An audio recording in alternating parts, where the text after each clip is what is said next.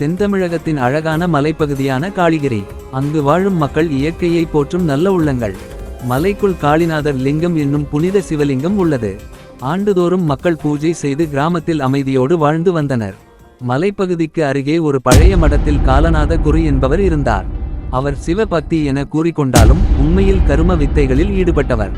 தன் சக்திகளை பெருக்க பேய்கள், அரக்கர்கள், பிசாசுகளை எழுப்ப முயன்றார். அவர் செய்த கரும தந்திரங்கள் காரணமாக மலைப்பகுதியில் பேய்கள், அரக்கர்கள் தோன்ற ஆரம்பித்தன. அந்த பேய்கள் கிராம மக்களை கொடுமைப்படுத்த தொடங்கின. மூன்றாம் பிறை வந்தவுடன் கிராமத்தில் ஒரு விசித்திரமான நிகழ்வு ஆரம்பமானது. குழந்தைகள் இரவுகளிலேயே அலறிக்கொண்டு எழுந்தன. அவர்கள் உடலில் ஆழமான கடிப்புச் சுவடுகள் இருந்தன. ஆனால் எந்த மனிதனோ அல்லது மிருகமோ கடித்தது போல் தெரியவில்லை. உடனே மாடு, ஆடுகள் சில மறைந்து போயின. சிலவற்றின் எலும்புக்கூடு கூட மீட்கப்படவில்லை. கிராம மக்கள் பதற்றத்துடன் கோயிலுக்கு ஓடினார்கள். கிராமத்துக்குள் நடமாடும் ஒரு பழங்குடி மூதாட்டி, இது சாதாரண விஷயமல்ல, பேய்கள் வந்திருக்கின்றன என்று கூச்சலிட்டாள். முதலில் பலரும் அவளை நகைக்கப்பட்டனர். ஆனால் அன்றிரவு கிராமத்திலேயே பிரசித்தி பெற்ற பண்ணையிலிருந்து 7 மாடுகள் இரத்தம் உறிஞ்சப்பட்டு இறந்து கிடப்பதை கண்டதும் அனைவரும் உள்நோக்கி கவலையடைந்தனர். இதற்கிடையில் கிராமத்தில் நோய்கள் பரவத் தொடங்கின. பலருக்கும் சளி, காய்ச்சல், அதே சமயம் அரிய வகையான தோல் நோய்கள் ஏற்பட்டன. சிறிய குழந்தைகள் உணவு கைவிட்டுவிட அவர்களின் கண்கள் கருமையாக மாறியது. இது பிசாசின் தாக்கம் என்று சிலர் சொன்னார்கள். இரவில் தெருக்களில் நடந்து போனவர்கள் ஓரிடத்தில் வெண்ணிற நிழல்கள் அசைந்தோடுவதை கண்டதாக கூறினர். சிலர் தங்களுக்கு ஏதோ விசித்திரமான குளிர் வேகமாக தாக்கியதாக தெரிவித்தனர். பிறகு சில வீடுகளில் கதவுகள் தானாக அடைந்தன, விளக்குகள் தானாக அணைந்தன. கிராம மக்கள் ஒன்று கூடி இதை முடிவுக்கு கொண்டுவர ஒரு வழி செய்ய வேண்டும் என்று முடிவு செய்தனர். அப்போது வயதான சித்தர் ஒருவர் வந்து ஒரு அதிர்ச்சிகரமான உண்மையை கூறினார். காலநாத குருமலைக்குள் இருக்கின்ற சிவலிங்கத்தின் சக்தியை தன் வசப்படுத்த பிசாசுகளை எழுப்பியிருக்கிறான். ஆனால் சிவன் இருக்கும்போது தீமை வெல்ல முடியாது. பக்தியோடு சிவனிடம் வேண்டினால் நிச்சயம் காப்பாற்றுவார். அந்த நாள் இரவே மக்கள் அனைவரும் ஓம் நமசிவாய மந்திரம் உச்சரிக்க ஆரம்பித்தனர்.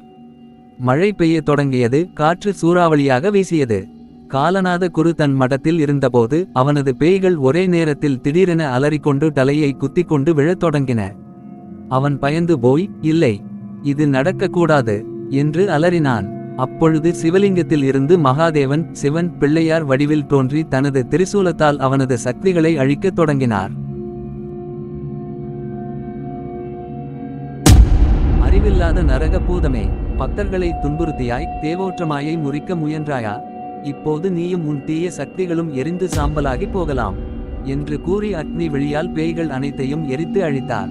மின்னல் வெட்டுவது போல் சிவாவின் கண்கள் எரிந்து கொண்டிருந்தன. அவரது முழு உருவமும் கோபத்தின் கனலில் எரிந்து கொண்டிருந்தது. காலநாத குருமழையில் நனைந்து முழங்கால் விழுந்து கை குவித்து நடுங்கிய குரலில் கூவினார். காலநாத குரு, சிவா, தயவு செய்து மன்னித்துவிடு. நான் தவறு செய்துவிட்டேன். ஆனால் சிவனுக்கு எந்த தயவும் இல்லை. அவர் ஒரு பகீரென புன்னகை செய்தார். அது வெறி கலந்த அழிவு ஏற்படுத்தும் புன்னகை. சிவா, மன்னிப்பு. நீ செய்ய வேண்டியது ஒரு தவறு மட்டும் இல்லை காலநாத. நீ என் குடும்பத்தையும் என் உயிரையும் எரித்துவிட்டாய். இனி உனக்கு ஒரே தீர்ப்பு. சிவா தனது திரிசூலத்தை வானத்துக்கு உயர்த்தி அதிலிருந்து எரியுண்ட பிழம்பை வெளியேற்றினார். மழையில் இருந்தும் திரிசூலத்தின் நுனியில் ஒரு நீல ஒளிக்கதிர் பிரகாசித்தது. காலநாத குரு அதிர்ச்சி அடைந்து, இல்லை, இல்லை, இது வேண்டாம். சிவா ஒரு முழக்கத்துடன் தனது திரிசூலத்தை நேராக வீசியார். அது காற்றை கிழித்து சென்று காலநாத குருவின் மார்பை குறிவைத்தது. ஒரு கணம் அனைத்தும் நிலையானது. பின்னர் ஒரு வெடிப்பு. காலநாதன் முழுக்க எரிந்து கொண்டிருந்தான். அவன் உடல் சாம்பலாகி காற்றில் கரைந்து போய்விட்டது. மழை அவனின் சாம்பலை கழுவிக்கொண்டு சென்றது. சிவா அமைதியாக திரும்பினார். அவரது கண்கள் இன்னும் எரிந்து கொண்டிருந்தன. பேய்கள் அழிந்ததால் கிராம மக்கள் மகிழ்ச்சியடைந்தனர். அவர்கள் ஹர ஹர மகாதேவ என்று முழங்கினர்.